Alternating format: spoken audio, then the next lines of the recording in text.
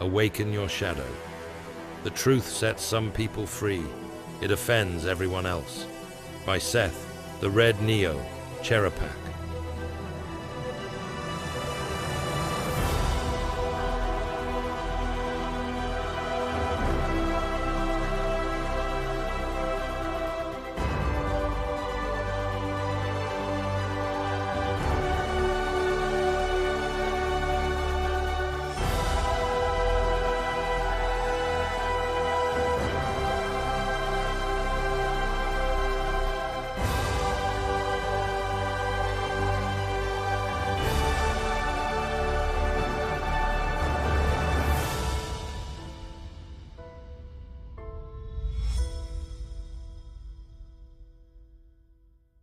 Chapter 7, Part 2.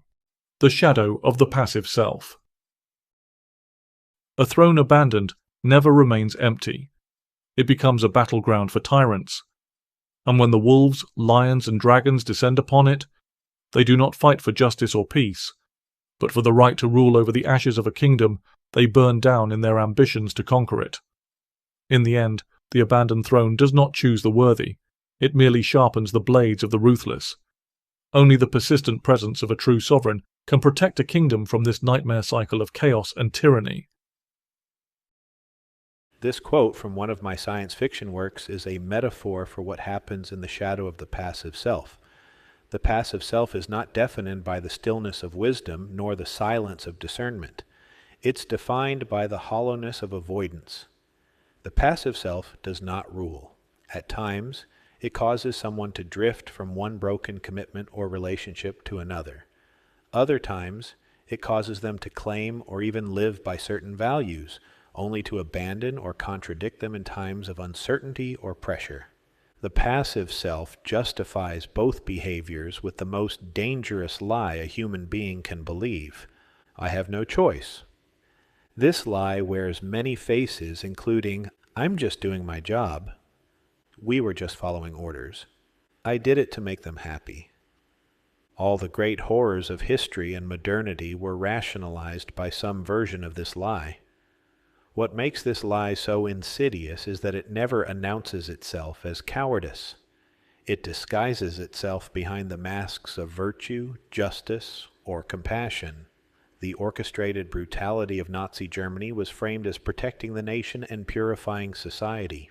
The forced collectivization and purges of Soviet communism were defended as providing for the hungry and creating equality. The Inquisition and religious wars were waged for God's glory, while crushing His image in human beings. History shows again and again the passive self does not justify itself with honesty.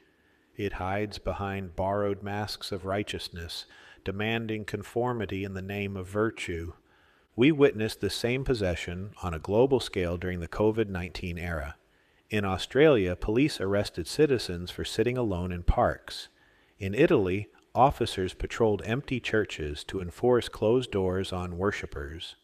In the United States, governors ordered small family businesses to close while massive corporations like Amazon flourished. Across the world, entire populations submitted to lockdowns, restrictions, and mandates, not always because they were convinced, but because they had been trained to conform. Billions complied, cloaking their silence in the language of public safety or doing their part. This was not submission to wisdom, but to propaganda.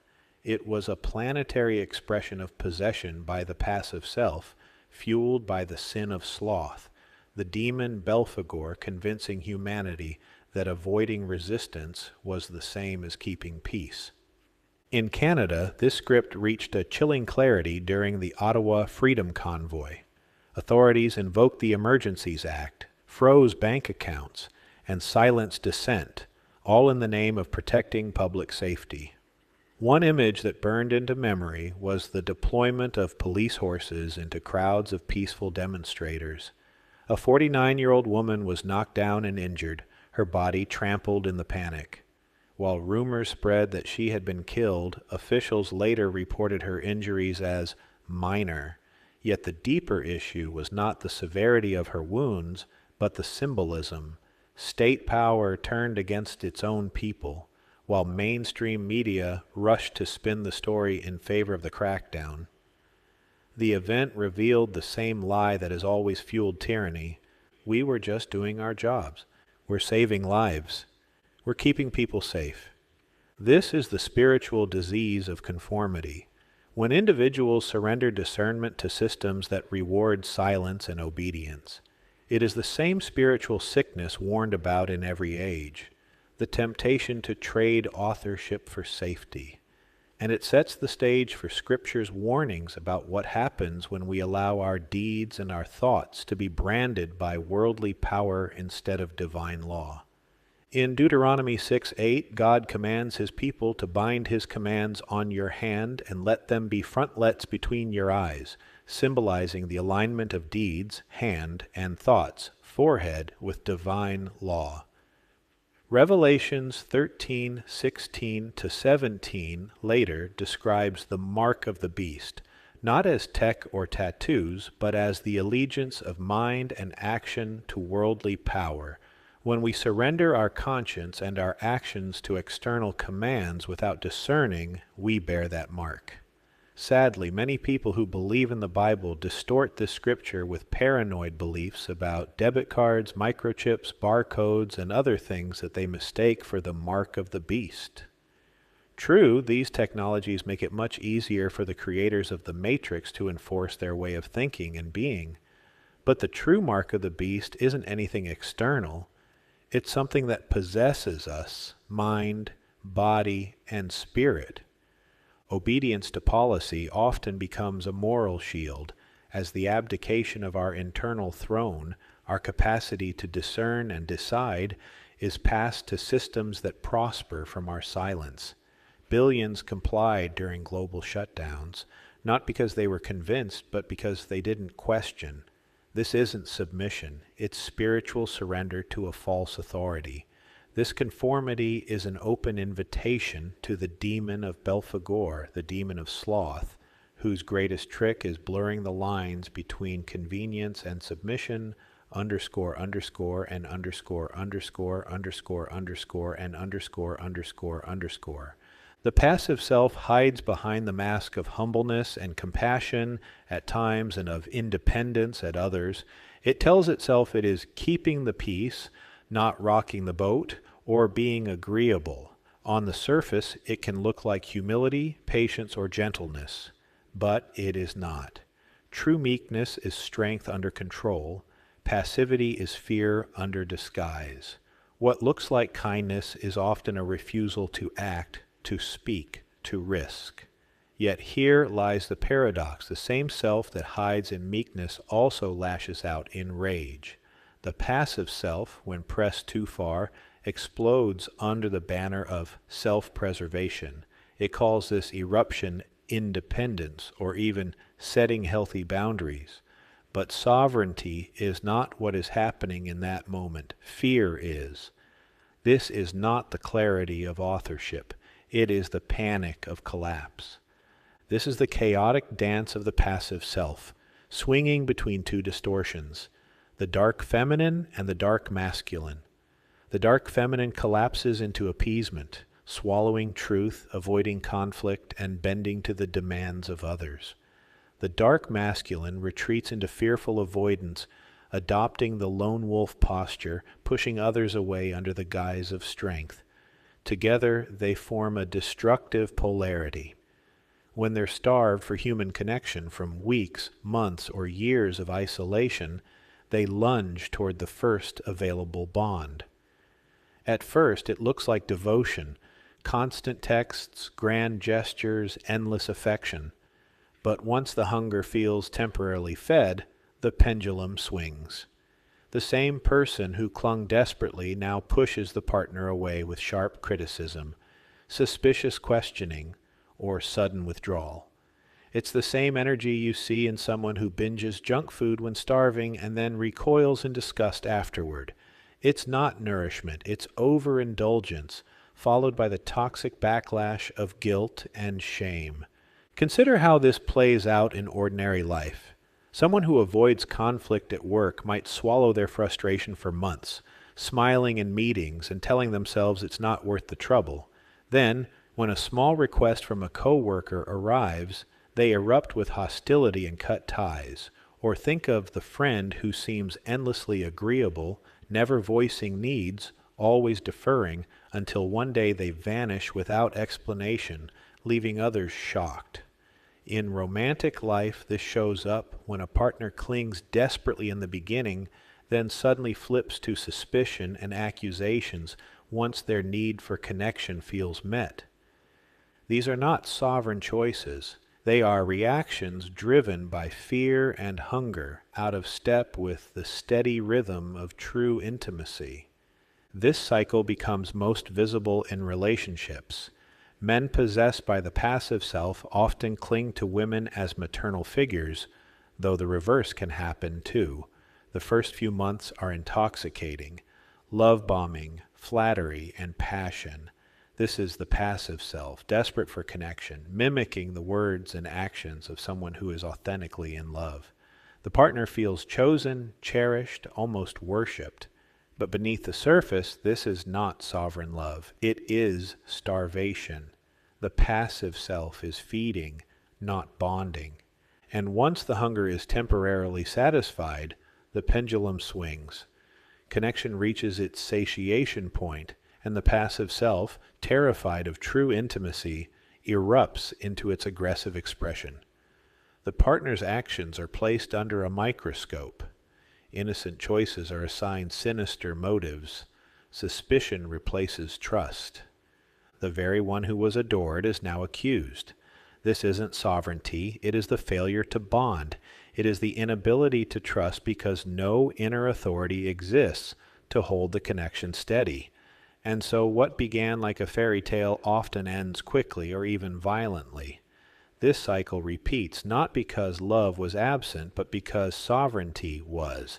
Scripture warns us of this shadow. Proverbs 28:3 says, "A ruler who oppresses the poor is like a driving rain which leaves no crops." This barren and cropless land becomes the metaphorical kingdom of the passive self. Like a storm that destroys crops instead of nourishing them, the passive ruler leaves emptiness in their wake. By refusing authorship, by allowing others' systems or fears to dictate their choices, the passive self unwittingly oppresses the very soul it was created to govern.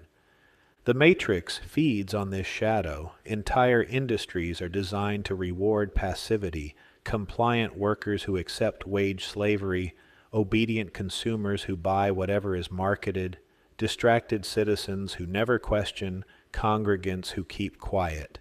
Passivity is not punished in the world system, it is prized, and it is fed with numbing pleasures, cheap comforts, and the illusion of peace. But beneath the surface, resentment grows, anxiety simmers, and despair takes root.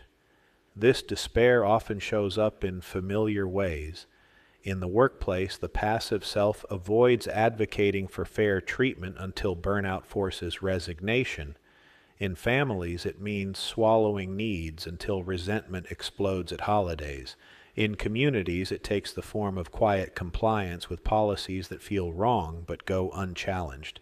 These ordinary patterns show how systemic forces thrive on passivity, rewarding silence while eroding sovereignty.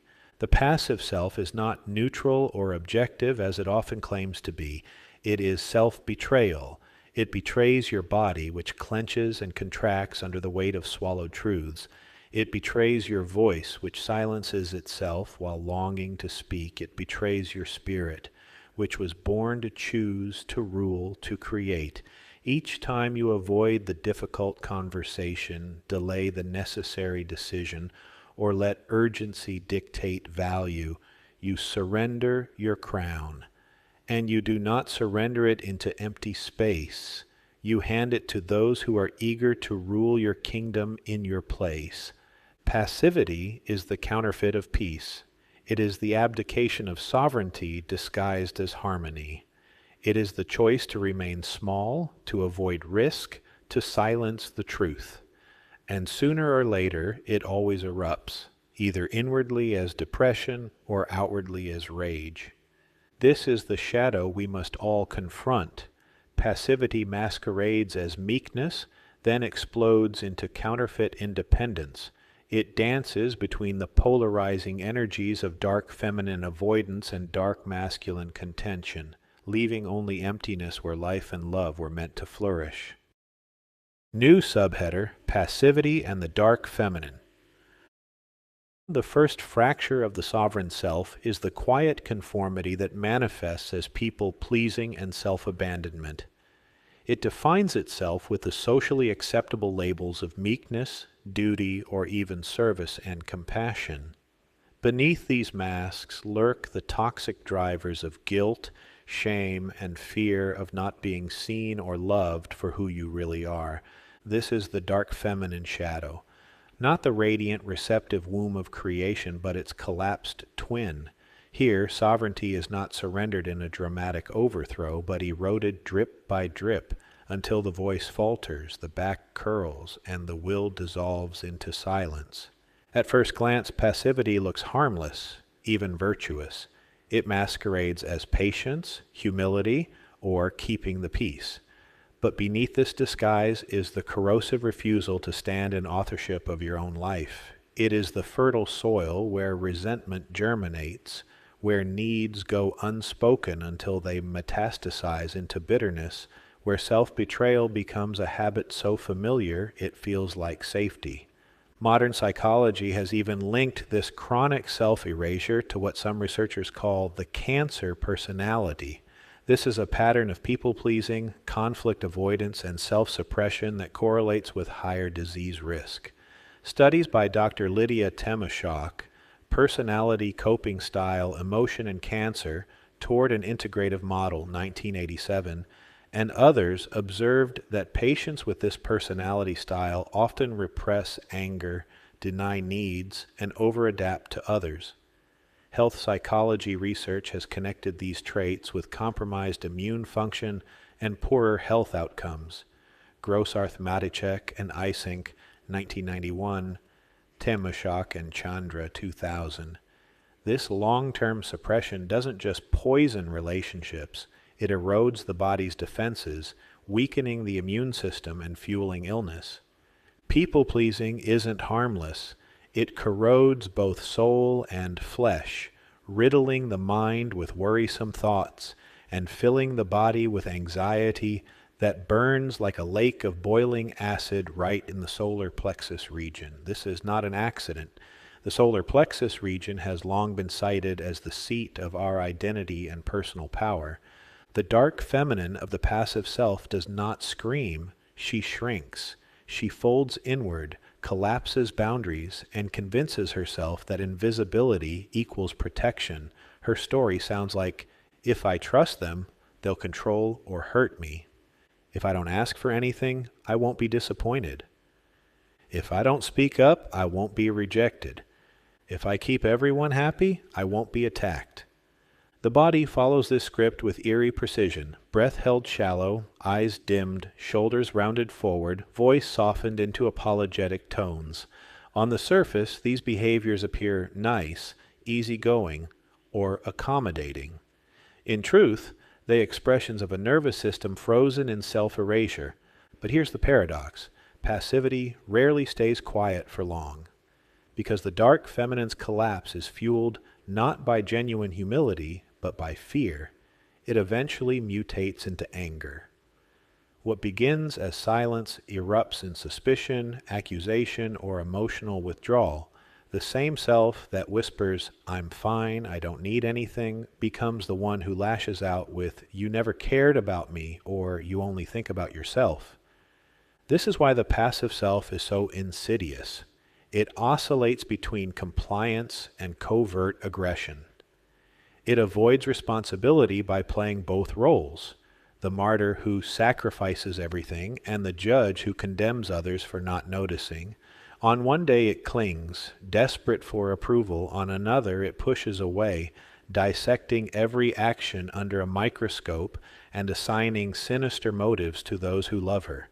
You can see this dance in relationships where passivity masquerades as healthy boundaries, A person who has collapsed into self-betrayal for months or years will suddenly declare, "I need space," or "I can't take your abuse anymore." On the surface, this sounds sovereign, like a mature drawing of lines, but beneath it lies fear, not clarity. These boundaries are not the calm decrees of a sovereign ruler, but the frantic barricades of someone terrified of being hurt again. This distortion plays out most vividly in romantic partnerships.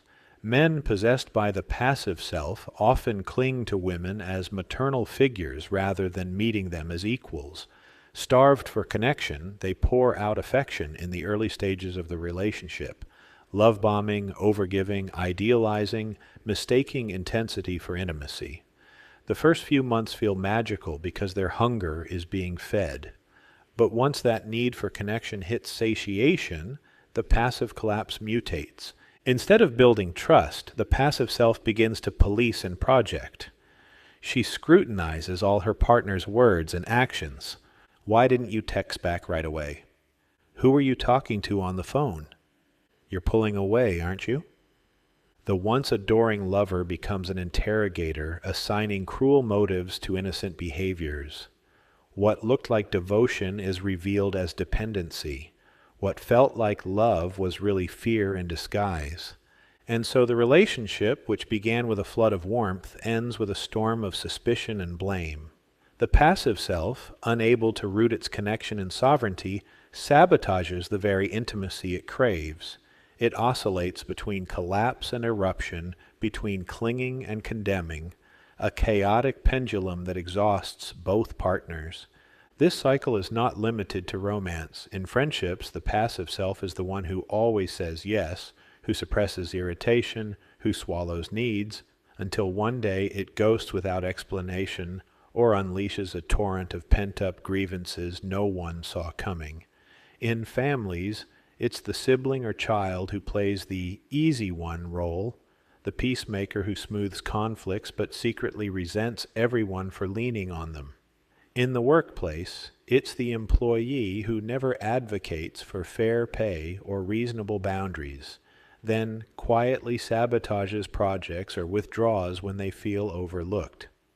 The common thread is conformity, the refusal to trust one's own authority, choosing silence over truth, and then punishing others when that silence fails to deliver the security it promised.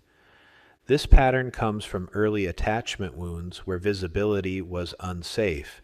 A child ridiculed for crying or punished for talking back learns that speaking truth invites rejection or pain. Disappearing becomes survival, but the human spirit cannot stay invisible forever. The buried will eventually surface, usually not as clarity, but as chaos. This is the shadow rhythm of the passive self. Collapse, cling, condemn. It longs for connection, but fears it. It craves intimacy, but mistrusts it. It disguises fear as humility and resentment as boundaries, and in doing so it forfeits sovereignty, the calm center that can say, "I choose to connect, and I choose to remain myself in the process." This is the great lie of the dark feminine, that self-abandonment for the sake of others will earn you approval. It labels passivity as a virtue, but true virtue is found not in approval, but in the authenticity that can only come from sovereignty. The wounded feminine is the silent contract that trades authorship for the illusion of peace, and like all counterfeits, it eventually collapses under its own weight. When you recognize these patterns in yourself, the yes that means no, the love that is really fear, the silence that simmers with resentment, you are beginning to awaken the sovereign self. For only by seeing the lie can you reclaim your throne, and only by naming the collapse of the dark feminine can you see how it inevitably slingshots back into the suspicion, avoidance, and aggression of the dark masculine. New subheader, Passivity and the Dark Feminine. The first fracture of the sovereign self is the quiet conformity that manifests as people-pleasing and self-abandonment. It defines itself with the socially acceptable labels of meekness, duty, or even service and compassion. Beneath these masks lurk the toxic drivers of guilt, shame, and fear of not being seen or loved for who you really are. This is the dark feminine shadow. Not the radiant, receptive womb of creation, but its collapsed twin. Here, sovereignty is not surrendered in a dramatic overthrow, but eroded drip by drip, until the voice falters, the back curls, and the will dissolves into silence. At first glance, passivity looks harmless, even virtuous. It masquerades as patience, humility, or keeping the peace. But beneath this disguise is the corrosive refusal to stand in authorship of your own life. It is the fertile soil where resentment germinates, where needs go unspoken until they metastasize into bitterness, where self-betrayal becomes a habit so familiar it feels like safety. Modern psychology has even linked this chronic self-erasure to what some researchers call the cancer personality. This is a pattern of people-pleasing, conflict avoidance, and self-suppression that correlates with higher disease risk. Studies by Dr. Lydia Temashok, Personality Coping Style, Emotion and Cancer, Toward an Integrative Model, 1987, and others observed that patients with this personality style often repress anger, deny needs, and overadapt to others. Health psychology research has connected these traits with compromised immune function and poorer health outcomes. Grossarth Maticek and Isink, 1991, Temashok and Chandra, 2000. This long-term suppression doesn't just poison relationships, it erodes the body's defenses, weakening the immune system and fueling illness. People-pleasing isn't harmless. It corrodes both soul and flesh, riddling the mind with worrisome thoughts and filling the body with anxiety that burns like a lake of boiling acid right in the solar plexus region. This is not an accident. The solar plexus region has long been cited as the seat of our identity and personal power. The dark feminine of the passive self does not scream, she shrinks. She folds inward, collapses boundaries, and convinces herself that invisibility equals protection. Her story sounds like, if I trust them, they'll control or hurt me. If I don't ask for anything, I won't be disappointed. If I don't speak up, I won't be rejected. If I keep everyone happy, I won't be attacked. The body follows this script with eerie precision, breath held shallow, eyes dimmed, shoulders rounded forward, voice softened into apologetic tones.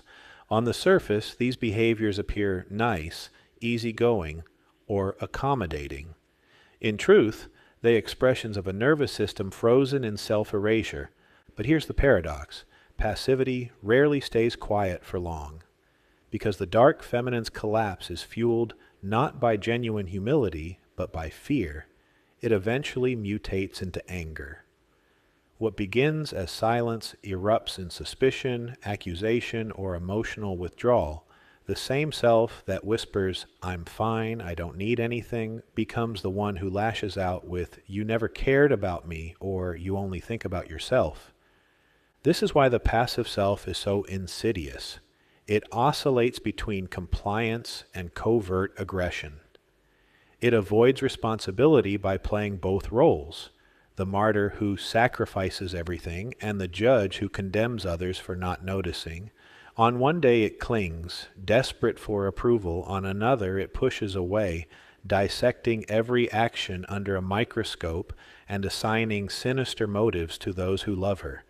You can see this dance in relationships where passivity masquerades as healthy boundaries. A person who has collapsed into self-betrayal for months or years will suddenly declare, "I need space," or "I can't take your abuse anymore." On the surface, this sounds sovereign, like a mature drawing of lines, but beneath it lies fear, not clarity. These boundaries are not the calm decrees of a sovereign ruler, but the frantic barricades of someone terrified of being hurt again. This distortion plays out most vividly in romantic partnerships. Men possessed by the passive self often cling to women as maternal figures rather than meeting them as equals. Starved for connection, they pour out affection in the early stages of the relationship. love bombing, overgiving, idealizing, mistaking intensity for intimacy. The first few months feel magical because their hunger is being fed. But once that need for connection hits satiation, the passive collapse mutates. Instead of building trust, the passive self begins to police and project. She scrutinizes all her partner's words and actions. Why didn't you text back right away? Who are you talking to on the phone? You're pulling away, aren't you? The once adoring lover becomes an interrogator, assigning cruel motives to innocent behaviors. What looked like devotion is revealed as dependency. What felt like love was really fear in disguise. And so the relationship, which began with a flood of warmth, ends with a storm of suspicion and blame. The passive self, unable to root its connection in sovereignty, sabotages the very intimacy it craves. It oscillates between collapse and eruption, between clinging and condemning, a chaotic pendulum that exhausts both partners. This cycle is not limited to romance. In friendships, the passive self is the one who always says yes, who suppresses irritation, who swallows needs, until one day it ghosts without explanation or unleashes a torrent of pent-up grievances no one saw coming. In families, it's the sibling or child who plays the easy one role, the peacemaker who smooths conflicts but secretly resents everyone for leaning on them. In the workplace, it's the employee who never advocates for fair pay or reasonable boundaries, then quietly sabotages projects or withdraws when they feel overlooked. The common thread is conformity, the refusal to trust one's own authority, choosing silence over truth, and then punishing others when that silence fails to deliver the security it promised. This pattern comes from early attachment wounds where visibility was unsafe. A child ridiculed for crying or punished for talking back learns that speaking truth invites rejection or pain. Disappearing becomes survival, but the human spirit cannot stay invisible forever. The buried will eventually surface, usually not as clarity, but as chaos. This is the shadow rhythm of the passive self. Collapse, cling, condemn. It longs for connection, but fears it. It craves intimacy, but mistrusts it. It disguises fear as humility and resentment as boundaries, and in doing so it forfeits sovereignty, the calm center that can say, I choose to connect, and I choose to remain myself in the process. This is the great lie of the dark feminine, that self-abandonment for the sake of others will earn you approval. It labels passivity as a virtue, but true virtue is found not in approval, but in the authenticity that can only come from sovereignty. The wounded feminine is the silent contract that trades authorship for the illusion of peace, and like all counterfeits, it eventually collapses under its own weight. When you recognize these patterns in yourself, the yes that means no, the love that is really fear, the silence that simmers with resentment, you are beginning to awaken the sovereign self, for only by seeing the lie can you reclaim your throne, and only by naming the collapse of the dark feminine can you see how it inevitably slingshots back into the suspicion, avoidance, and aggression of the dark masculine. New subheader: Passivity and the Dark Masculine. While the dark feminine collapses inward, the dark masculine retreats outward. This sounds like a contradiction at first, but as with many paradoxes, there's profound insight for those who have eyes to see and ears to hear. The dark masculine is the lone wolf posture. It wears independence like armor and fuels itself on guilt, anger, and pride masquerading as strength. All its seeming acts of independence and self-assertion are designed not to protect its space, but to keep others at a distance. The retreat and passivity of the dark masculine is not so much him moving backward, but him putting distance between himself and others. The effect is the same, where the collapsed passive self whispers, I'm fine, I don't need anything, the dark masculine growls, I don't need anyone, I can only count on myself. On the surface, it hides behind stories of self-reliance. In truth, it is fear in disguise, the fear of intimacy, vulnerability, and trust. It's the act of avoidance through stonewalling, contention, and keeping even those close at a distance. This distortion often begins with the same starvation for connection that fuels the dark feminine. But instead of folding into silence, the dark masculine swings toward avoidance. He hides behind boundaries that are really barricades. He frames rejection as preference, pulling back from relationships and responsibilities, not because of clarity, but because of terror that closeness will expose his weakness. What looks like sovereignty is merely suspicion with sharper edges. You can see this pattern in relationships. A man possessed by the passive self may pour out affection at first, clinging to a partner like a lifeline, mistaking intensity for intimacy. But once the connection feels secure, his fear awakens, small slights become daggers, a late reply to a text is recast as betrayal. When his partner spends a night with friends away from him, he interprets it as rejection and a sign of a coming abandonment or betrayal. Trust collapses under scrutiny, and what began as worship descends into interrogation. He tells himself he is protecting his peace, or making his life a no-drama zone. In reality, he is poisoning it. The very closeness he craves becomes unbearable once it is within reach. This isn't limited to romance. In the workplace, the dark masculine retreats into quiet sabotage or sudden withdrawal. He convinces himself he is above the drama, yet resents every perceived slight. In families, he plays the strong, detached figure, never asking for help, never showing need, while simmering with unspoken resentment. Among friends, he becomes the one who disappears when vulnerability is needed most, excusing himself with lines like, "I don't do drama," or "I just need space," when in truth he fears being seen. What makes this shadow so insidious is its oscillation. The same self that clings in desperation one moment pushes away in fury the next. Connection is sought, but once received it feels intolerable. Like drinking salt water, the more he consumes, the more dehydrated he becomes. This is not the rhythm of sovereignty, but the chaos of a nervous system at war with itself. Historically, this distortion has been celebrated as strength. Cultures have praised men who bury tenderness and exalt themselves through aggression. The stoic warrior too often becomes the emotionally avoidant partner or father, quick to rage, slow to trust, absent when presence is needed most. But this isn't true stoicism. It is fear baptized as virtue. It is pride pretending to be principle. This cultural wound is often seated in the father-shaped void. Many men were raised in homes where the masculine presence was absent, not only in body, but in essence.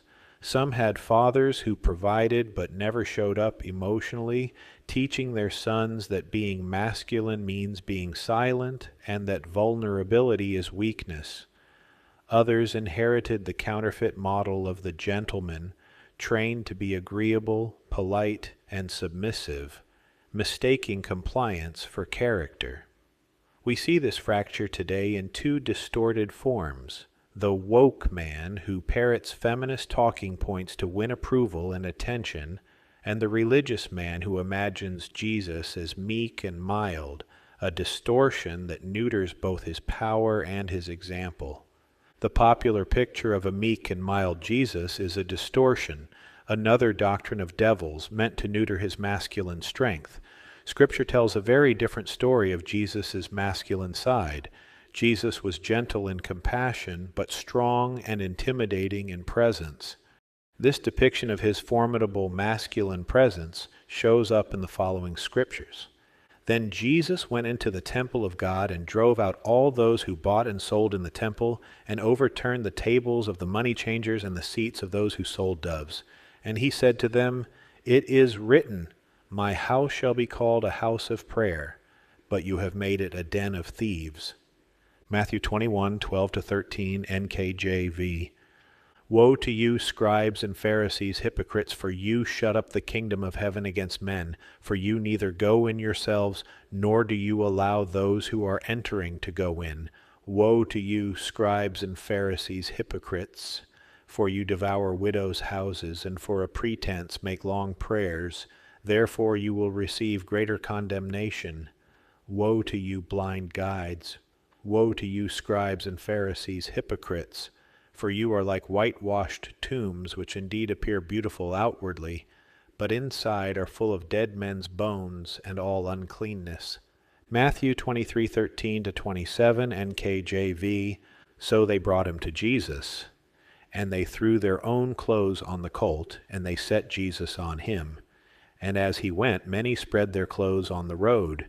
Then, as he was now drawing near the descent of the Mount of Olives, the whole multitude of the disciples began to rejoice and praise God with a loud voice, saying, Blessed is the King who comes in the name of the Lord, peace in heaven and glory in the highest. Luke 19:35-38, NKJV.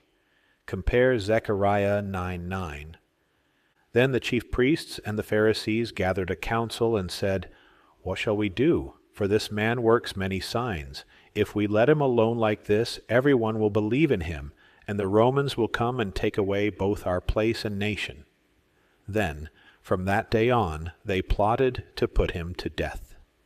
John 11:47-53, NKJV. The interesting thing about all these passages is not Jesus' actions, but the reaction from the authorities who witnessed them.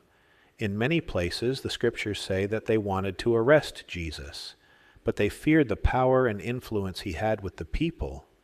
Meek and mild men do not overturn temples, confront elites with blistering words, enter cities as kings under threat of death, or stir authorities into plotting their execution. Jesus was gentle in spirit, but his presence was anything but weak. Those who witnessed his public displays of power feared him precisely because he embodied authority without apology. Like the figure in a public square whose unpredictable rage keeps others at a distance, his ferocity commanded space. His force was not chaos, but coherence, conviction, and sovereignty. This is a stark contrast from the Jesus we hear about in Sunday school, and it is an embodiment of the throne upon which your sovereign self rules. While the dark masculine may also command fear with his presence, he does not inspire the respect and admiration that Jesus instilled in his followers, many of whom embodied the same courage after being anointed by the Holy Spirit of Jesus Christ after his death and resurrection. The throne of the dark masculine sits at the polar end of this spectrum, and once the energy of his theatrical display of false courage is exhausted, his nervous system sends him spiraling into the reflexive retreat of the dark feminine. Dr. David Hawkins's scale of consciousness helps us map this spiral. Anger, calibrated around 150, sits just above grief, 75, signaling that something hidden still longs to be healed. Pride, 175, sits just above anger, disguising itself as confidence, but preventing growth. Both are safer than collapse, but neither brings freedom. Only courage, 200, moves the needle. But he can only step into true authorship by starting with honest questions like, who do I need to forgive? Who do I need to draw a boundary with? How am I protecting my image at the expense of my growth? What do I need to face? Biology shows the cost of living in this state. Chronic anger floods the body with cortisol, wrecking sleep and suppressing immunity. Pride tightens the jaw, locks the shoulders, and keeps the nervous system braced for battles that never come. The lone wolf lives in constant fight or flight, confusing hypervigilance with vitality. Over time, it corrodes health, sabotages intimacy, and leaves him isolated in the very cage he built for himself. The dark masculine is not sovereign or strong. He is a frail and damaged man wearing armor forged from fear. He wears this armor so long he forgets what it means to feel significant without it. To mistake this armor for identity is to live enslaved, trapped not by others but by one's own refusal to trust. Yet within this shadow lies a clue to the path forward.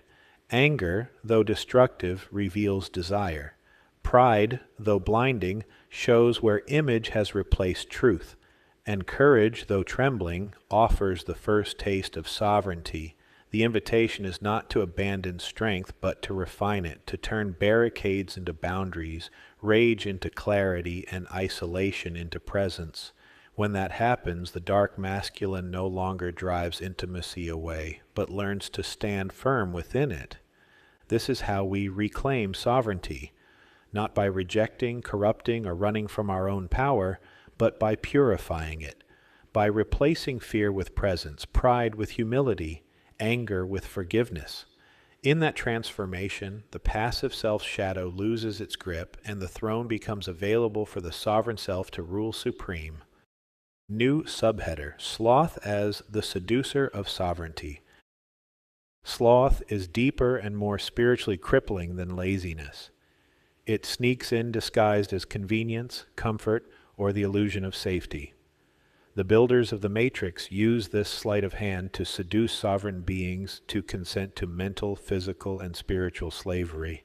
Instead of demanding open obedience, sloth seduces by offering shortcuts, automations, and the promise of comfort and ease. We trade our sovereignty not because a tyrant storms our gates, but because the comforts of the machine lull us into forgetting what we were meant to fight for. This is why the ancient thinkers so often warned of laziness, not simply as failure to act, but as a failure to think. Aristotle, in his Nicomachean Ethics, cautioned that virtue requires sustained practice and reflection. We are what we repeatedly do. Excellence, then, is not an act, but a habit. Laziness of the mind, therefore, erodes the very possibility of excellence, leaving the soul vulnerable to whatever collective illusion is most convenient. When we accept appearances at face value instead of training ourselves to discern truth, we become, Aristotle would say, less than fully human, slaves to impulse rather than rulers of reason. Centuries later, Thomas Carlyle echoed this warning during the upheavals of the Industrial Revolution. He saw how mechanization bred not only physical complacency, but spiritual passivity. Carlyle lamented that a generation once called to bravery and sacrifice had sunk into what he called the condition of everlasting vacuity, where men sought only ease, ease, ease. He called this the death of the soul, a sickness of a society that exalts convenience over conviction, forfeiting the very vitality that makes us capable of greatness. In Carlyle's vision, laziness was not merely a personal vice, but the rot of civilizations. Scripture speaks with even sharper clarity. The soul of a lazy man desires and has nothing, but the soul of the diligent shall be made rich. Proverbs 13:4, NKJV. This is not about wealth, but about sovereignty. The lazy man craves without creating. He yearns without moving. His desires devour him because they are never converted into action. Later, Proverbs 24:30-34 paints the image of a field overrun with thorns, its stone wall broken down, not because of catastrophe, but because its steward simply folded his hands too often. A little sleep, a little slumber, a little folding of the hands to rest, so shall your poverty come like a prowler, and your need like an armed man. NKJV. The warning is piercing. Neglect masquerading as rest leads to desolation. The same truth is echoed powerfully in art, particularly in Queensryche's song, No Sanctuary. Written amidst the paranoia of the Cold War era, the song captures the grief of a man searching for refuge in a collapsing world, and finding none. Jeff Tate, the song's singer, echoes these sentiments in wailing tones, singing, "At the tolling of the bell, burning in my heart, no sanctuary here, no place for tears." The song's narrator mourns the absence of refuge in a collapsing world. He longs for sanctuary but cannot find it in society, in faith, or in himself. His grief is not only personal but ontological, the despair of realizing that the very structures meant to protect him have hollowed out. In the second verse of the song, this line captures the quiet desperation and ontological grief that haunts the hearts of so many modern man. Followed by shadows, I call out your name. The dream is fading fast. I can't hold on. Here the shadows are not only memories or trauma, but the weight of conformity itself. What he trusted to protect him has betrayed him. What he hoped would shield him has instead devoured him. This is the spiritual exhaustion of sloth, mistaking convenience for safety, and awakening too late to realize nothing of substance was ever built. But the truth, as I argue here, is that the masculine task was never to wait for sanctuary to appear. It was to become the sanctuary, to forge safety through presence, to be the gate around the adorned city, to create space for the sacred feminine to flourish. When we surrender that task for the seductions of convenience, we descend into the barren land Proverbs described, overgrown, broken, and desolate. This is why sloth is not merely idleness of the hands, but idleness of the will. To choose convenience at the cost of sovereignty is to abandon the throne of the sovereign self. And every time we fold our hands in that way, whether by outsourcing thought to headlines, outsourcing responsibility to institutions, or outsourcing safety to systems, we invite the shadows to rule in our place. The sickness of sloth does not always appear as exhaustion or idleness. It often comes dressed as convenience. What our ancestors called vices, we have learned to baptize as comfort, safety, or even progress. But the end result is the same, a slow erosion of vigilance, the dulling of spiritual senses, and the surrender of sovereignty to systems that promise ease while stealing strength. The book of Revelation captures this condition in the letter to the church of Laodicea, which many theologians see as a prophecy of the modern industrialized world. Christ rebukes them.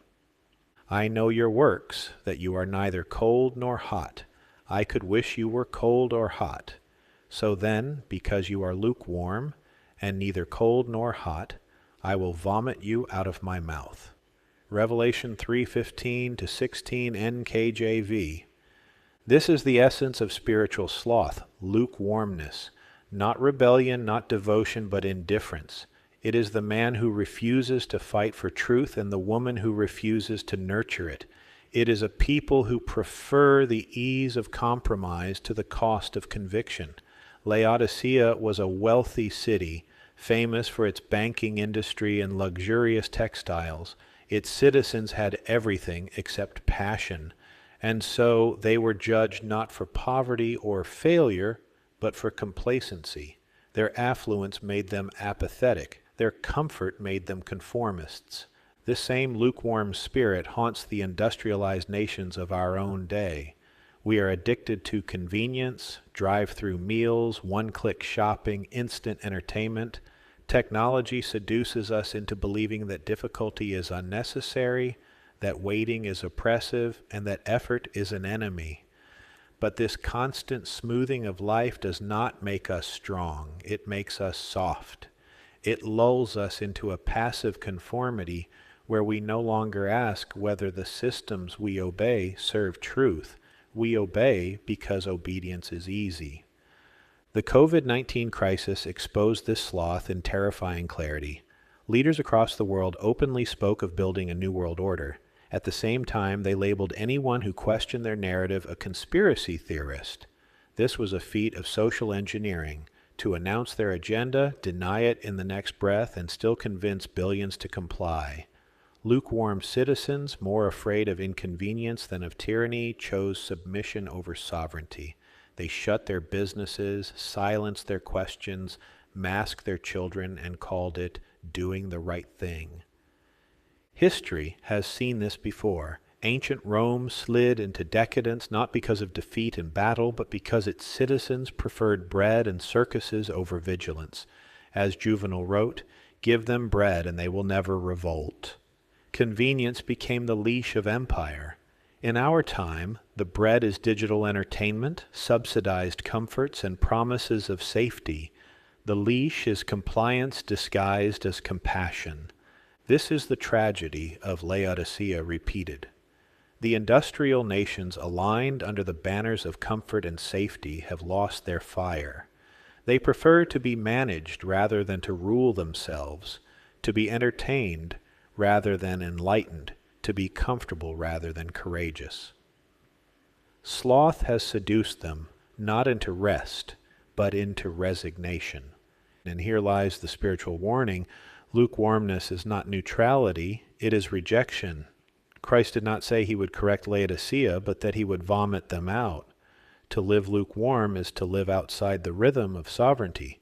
It is to confuse comfort with peace and convenience with freedom. It is the great seduction of our time, and unless we awaken, it will be the death of nations as surely as it is the death of souls. Sloth reaches its most dangerous form when it disguises itself as urgency. This is not the urgency of duty or devotion, but the counterfeit urgency of busyness.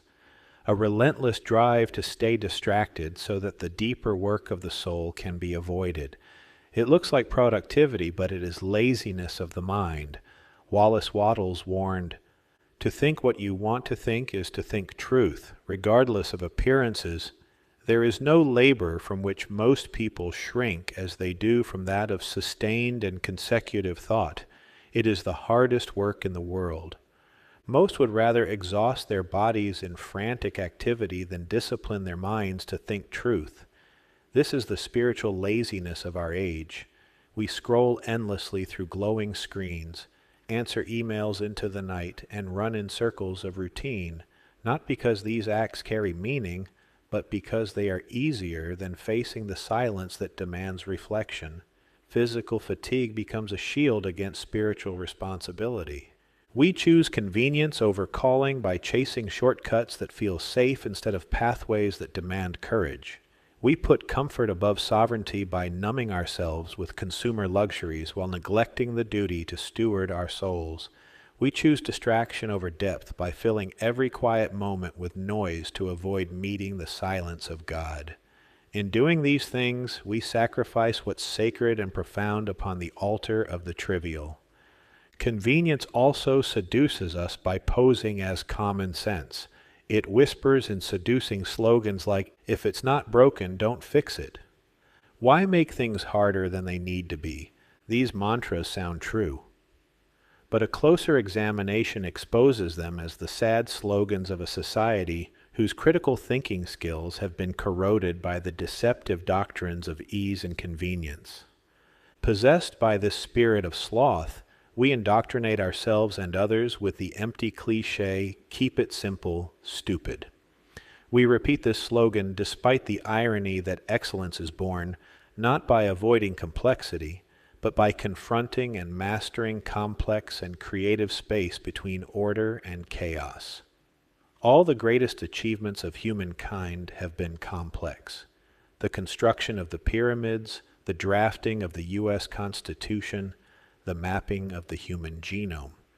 These feats of ingenuity only appear simple on the surface when consumed as finished products, but behind them are lifetimes of sacrifice, trial and error, and endless layers of refinement. Take the car you drive each day. To the consumer, it's as simple as turning a key or pressing a button and moving a steering wheel. But under the hood lies an intricate dance of combustion, timing belts, electronic sensors, cooling systems, and thousands of precision-engineered parts working in harmony. The same is true of flying in an airplane. You walk into a cabin, take your seat, and sip a soda while streaming a movie, but beneath your feet, engines push out enough thrust to overcome gravity, guided by avionics that compute and adjust constantly to turbulence and wind patterns. Or consider the smartphone in your hand. With a swipe of your thumb, you access global knowledge instantly, yet hidden beneath the screen are millions of lines of code, satellite networks orbiting Earth, and an infrastructure so elaborate that entire nations depend on its constant maintenance. The truth is, everything worth doing is harder and more complex than it appears from the perspective of a consumer.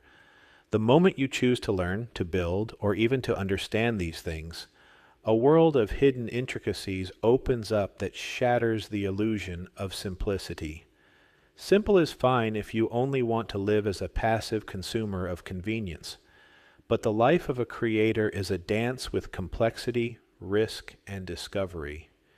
This is why the greatest creators of history, Da Vinci sketching his impossible machines, Beethoven wrestling with his deafness, Tesla haunted by visions, lived private lives often boiling over with self-doubt and inner demons. They bore the cost of creation because they understood that true excellence cannot be reduced to ease. This is also why artificial intelligence, for all its power, will never replace uncommon genius. AI has learned from the lowest common denominator of human knowledge, the Internet. It can mimic patterns and reorganize information, but it cannot bear the cost of vision, nor can it walk through the fire of creative struggle.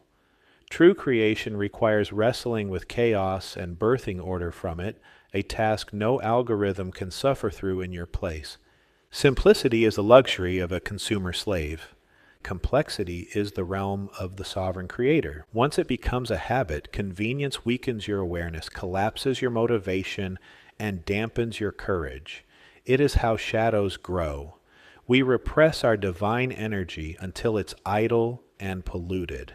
Loneliness replaces connection. Isolation replaces intimacy. Spiritual predators circle like vultures to feed on the energy of a soul made too slothful to resist.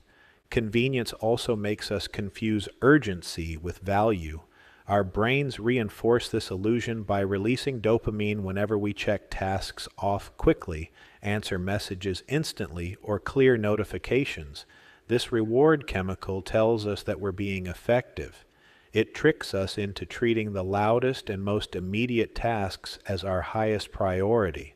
In reality, we're feeding a cycle of shallow activity and enslaving ourselves to urgency at the expense of long-term value. This is how procrastination disguises itself as busyness and even productivity. Most people spend their workday firing back instant replies to emails, believing speed alone is virtue. But when it comes time to take even one sacred hour to plan the future they want to live, they default to, "There aren't enough hours in the day."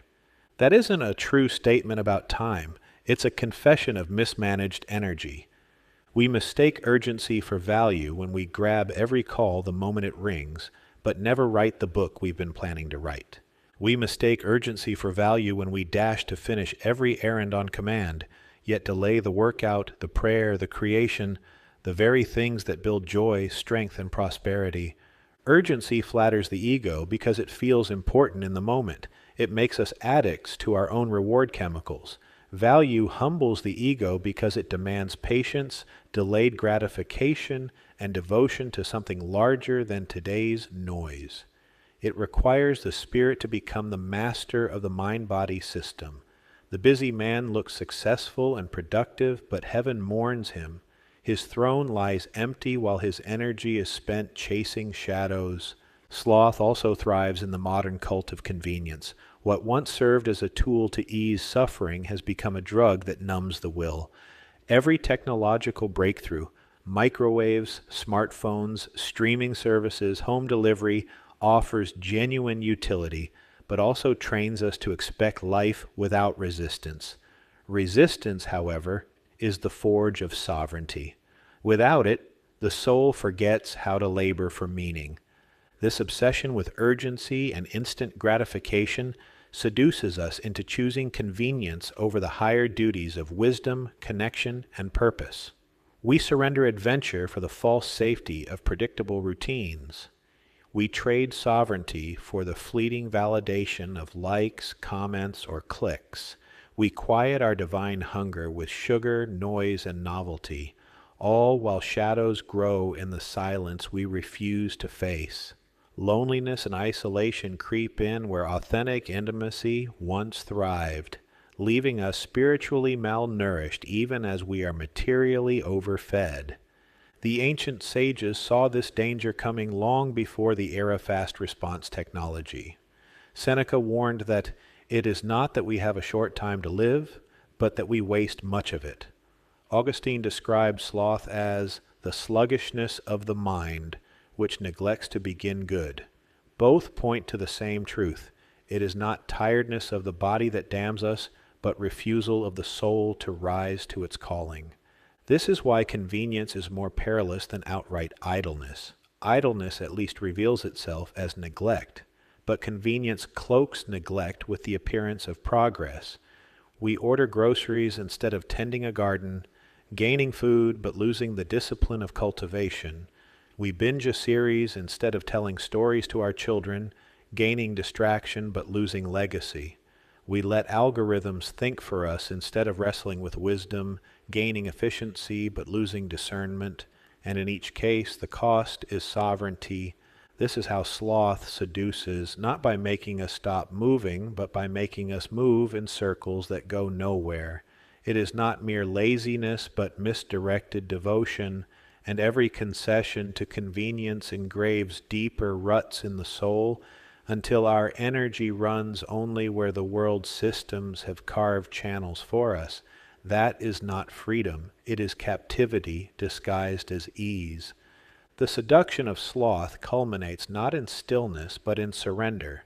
When we choose comfort over courage, convenience over conviction, we do more than waste time. We yield sovereignty itself. This is the hidden pact behind modern life, an unspoken agreement to exchange our divine inheritance for ease. What Scripture calls lukewarmness, the condition of the Laodicean church in Revelation 3:16, captures this perfectly. Because you are lukewarm and neither cold nor hot, I will vomit you out of my mouth. This is not a warning about temperature, but about spiritual tepidity. The soul so numbed by comfort that it refuses both passion and presence. America and much of the industrialized West now embodies this Laodicean state. We call it progress, but it is paralysis. We applaud ourselves for efficiency while our inner lives wither in apathy. The pandemic years made this painfully clear.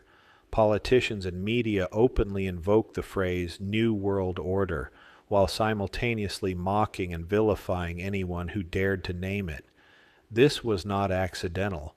It was a feat of psychological sorcery. When lies can be spoken plainly, refuted by their own evidence, and still believed by billions, we have reached the depths of mass possession. Sloth made this possible.